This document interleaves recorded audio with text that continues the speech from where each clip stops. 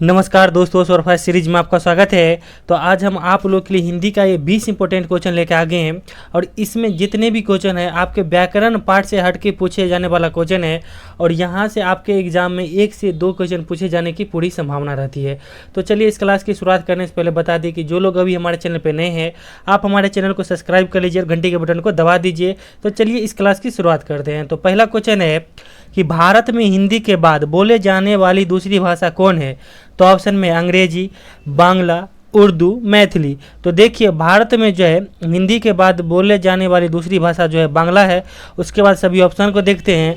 देखिए अंग्रेजी जो है सुप्रीम कोर्ट की ऑफिशियल भाषा है। उसके बाद देखिए नागालैंड की राजकीय भाषा अंग्रेजी ही है। उसके बाद अपने बिहार की दूसरी राजकीय भाषा उर्दू है और बिहार में सबसे ज़्यादा बोले जाने वाली भाषा कौन है? तो मैथिली है।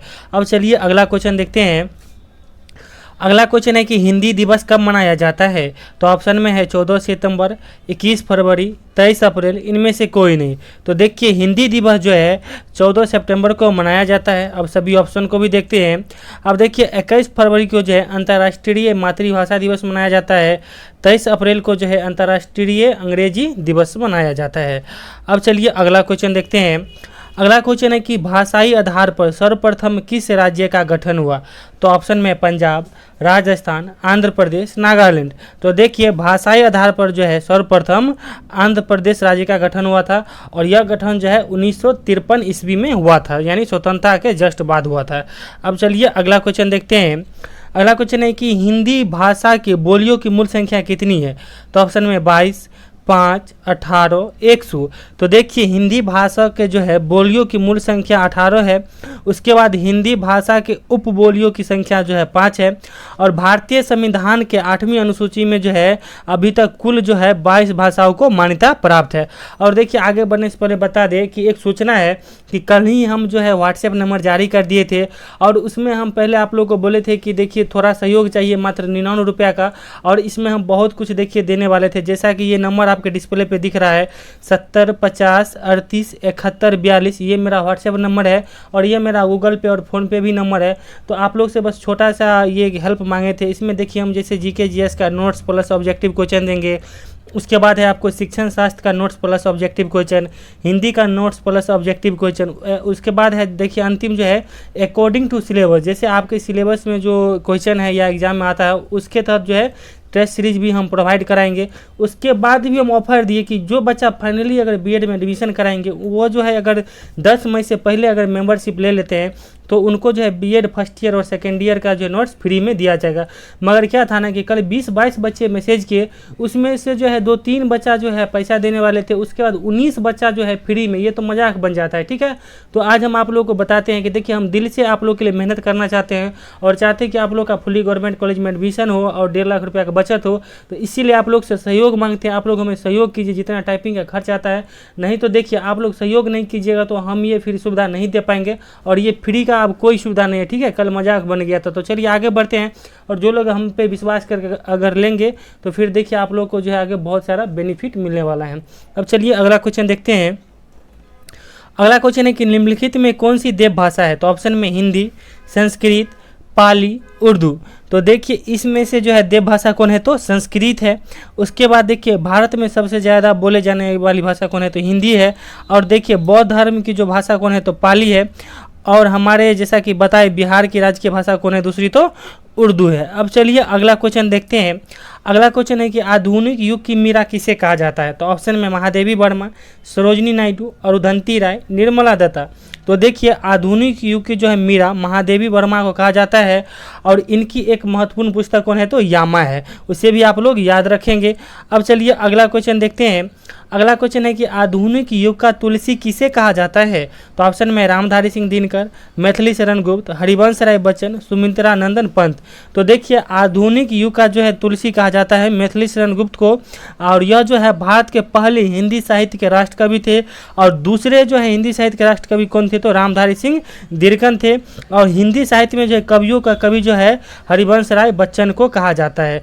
और देखिए सुमित्रा नंदन पंत के भी बारे में जान लेते हैं।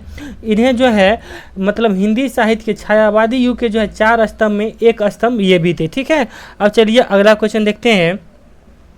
अगला क्वेश्चन है कि हिंदी के सर्वप्रथम प्रकाशित पत्र का नाम है।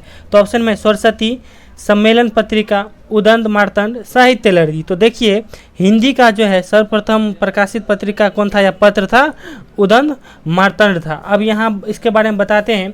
देखिए हिंदी पत्रकारिता दिवस जो है 30 मई को मनाया जाता है। अब यह क्यों मनाया जाता है तो जानिए। क्योंकि देखिए 30 मई को जो है 30 मई 1826 को हिंदी का पहला समाचार पत्र जो है उदंत मार्तंड की शुरुआत हुई थी, इसीलिए जो है 30 मई को हिंदी का पत्रकारिता दिवस मनाया जाता है। अब चलिए अगला क्वेश्चन देखते हैं। अगला क्वेश्चन है कि तुलसीदास किसकी रचना है। तो ऑप्शन में जयशंकर प्रसाद, निराला, तुलसीदास, नागार्जुन। तो देखिए तुलसीदास जो पुस्तक का एक नाम है तुलसीदास, उसके रचयिता कौन है तो निराला जी हैं, और इनका पूरा नाम है सूर्यकांत त्रिपाठी निराला। ठीक है। अब चलिए अगला क्वेश्चन देखते हैं। अगला क्वेश्चन है कि निम्न में से किस पुस्तक के रचयिता रामधारी सिंह दिनकर है। तो ऑप्शन में प्रेम वाटिका, रामचरितमानस, कुरुक्षेत्र, मधुशाला। तो देखिए ये रामधारी सिंह दिनकर जो है इनके कौन पुस्तक है तो कुरुक्षेत्र है, और इसके और पुस्तक है रसीम रथी है, और आपको इसके बाद हो गया उर्वशी हो गया। यह सब किसकी है, रामधारी सिंह दिनकर की है। अब देखिए प्रेम वाटिका जो है इसके रचयिता कौन है, रसखान है। रामचरितमानस के रचयिता तुलसीदास है, और मधुशाला किसकी कृति है तो हरिवंश राय बच्चन की है। अब चलिए अगला क्वेश्चन देखते हैं। अगला क्वेश्चन है कि भारत के प्रथम राष्ट्र कवि कौन है। तो ऑप्शन में मैथिली शरण गुप्त, रामधारी सिंह दिनकर, हरिवंश राय बच्चन, इनमें से कोई नहीं। जैसा कि ऊपर आपको बता दिए हैं कि भारत के प्रथम राष्ट्र कवि कौन है तो मैथिली शरण गुप्त है, और दूसरे राष्ट्र कवि कौन है तो रामधारी सिंह दिनकर है। और हिंदी साहित्य में जो है कवियों का कवि जो है हरिवंश राय बच्चन को कहा जाता है, जिनकी कृति कौन है, मधुशाला है। अब चलिए अगला क्वेश्चन देखते हैं। अगला क्वेश्चन है कि संसार की भाषाओं में हिंदी का कौन सा स्थान है। तो ऑप्शन में पहला, दूसरा, तीसरा, चौथा। तो देखिए संसार की भाषा में जो है हिंदी का तीसरा स्थान है। अब जो है पहला स्थान पर कौन सी भाषा आता है संसार में तो यानी वर्ल्ड में, यानी कह सकते हैं कि पहले स्थान पर बोले जाने वाली भाषा जो है अब अंग्रेजी है। उसका दूसरे स्थान पर हो गया मंदारिन। इससे पहले जो है 2020 से पहले मंदारिन था, मगर वर्तमान में जो है 113 करोड़ जनसंख्या जो अंग्रेजी बोलता है, उसके बाद 111 करोड़ जनसंख्या जो कि दूसरे स्थान पर है वो मंदारिन जो कि चीनी लैंग्वेज है। ठीक ना। अब चलिए अगला क्वेश्चन देखते हैं। अगला क्वेश्चन है कि महात्मा गांधी ने हिंदी के प्रचार प्रसार के लिए किस संस्थान की स्थापना की थी। तो ऑप्शन में गुजरात हिंदी विद्यापीठ, हिंदुस्तानी प्रचार सभा, हिंदी साहित्य सम्मेलन, राष्ट्रभाषा प्रचार समिति। तो देखिए महात्मा गांधी जो है हिंदी के प्रचार के लिए राष्ट्रभाषा प्रचार समिति संगठन की स्थापना किया था, और इन्होंने कहा था कि हिंदी ही एकमात्र ऐसी भाषा है जो पूरे देश को जोड़ सकती है। यह गांधी जी का कथन था। अब चलिए अगला क्वेश्चन देखते हैं। अगला क्वेश्चन है कि रामचरितमानस किस भाषा में लिखी गई है। तो ऑप्शन में संस्कृत, अवधी, मैथिली, ब्रजभाषा। तो देखिए रामचरितमानस जो है अवधी भाषा में लिखा गया है, और रामचरितमानस के लेखक कौन है तो तुलसीदास जी हैं। अब चलिए अगला क्वेश्चन देखते हैं। अगला क्वेश्चन है कि संसार का सबसे बड़ा महाकाव्य है। तो ऑप्शन में रामायण, महाभारत, गीतांजलि, इनमें से कोई नहीं।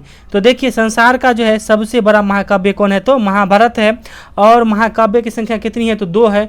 एक है रामायण, दूसरा है महाभारत। जैसा कि रामायण के रचयिता कौन है तो महर्षि वाल्मीकि, और महाभारत के रचयिता है महर्षि वेदव्यास। और देखिए गीतांजलि जो है इसमें सी में इसके रचयिता कौन है तो रविंद्रनाथ टैगोर। अब चलिए अगला क्वेश्चन देखते हैं। अगला क्वेश्चन है कि सर्वप्रथम भाषा का प्रयोग किस रूप में हुआ।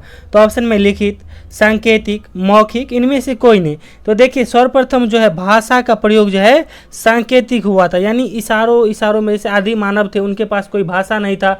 उससे भी पहले जो आदि मानव थे जो मतलब खाना खाना भी, जो आग जलाना भी नहीं जानते थे, वह सब जो है सांकेतिक यानी इशारा से हाथ से बुला के ये बातें करते थे। ठीक है, उनके पास ये भाषा थी सिर्फ सांकेतिक। ठीक है।